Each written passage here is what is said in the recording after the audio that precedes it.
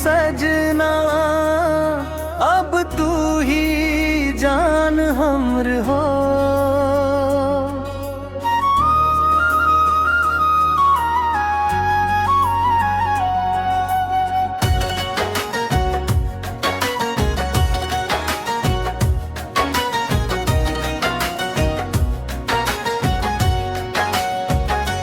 तोहरे बिना सुना लागे दुनिया, तू ही पहचान हमर हो।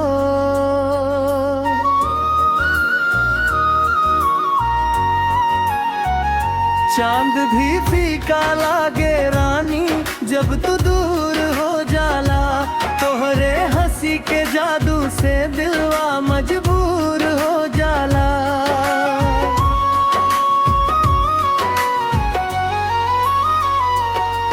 तोहरा के दिलवा दे देनी अब न जाई दूर हो।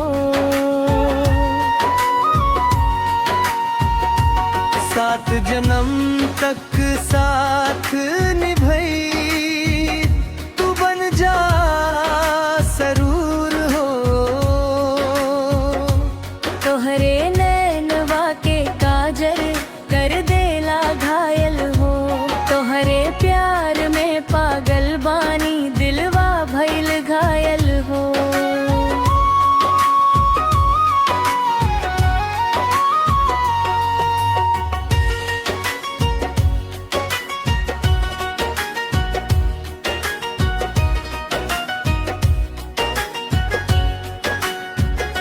सावन जैसन बरसे मोहब्बत भींज गईल मनवा हो।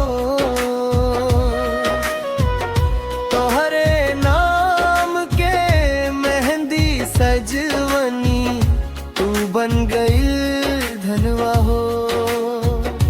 गोरी तोहार चाल निराला दिलवा चुरा ले गईल।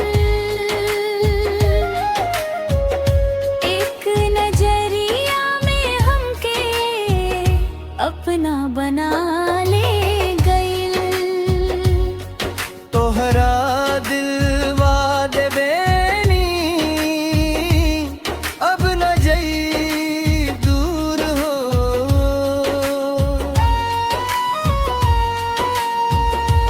रोजे तोहरे सपना देखी तूहन बल गुरूर हो।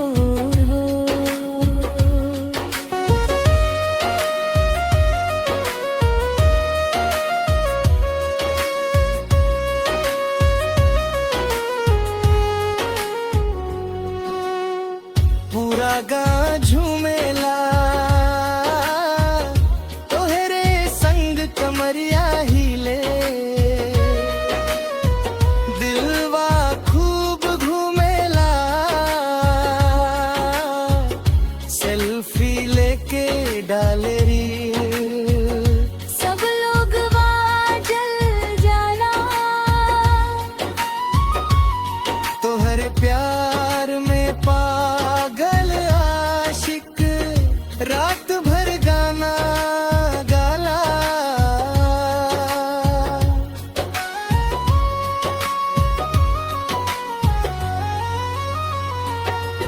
तोहरा बिना अब ना रही ई दिल तोहार हो गई।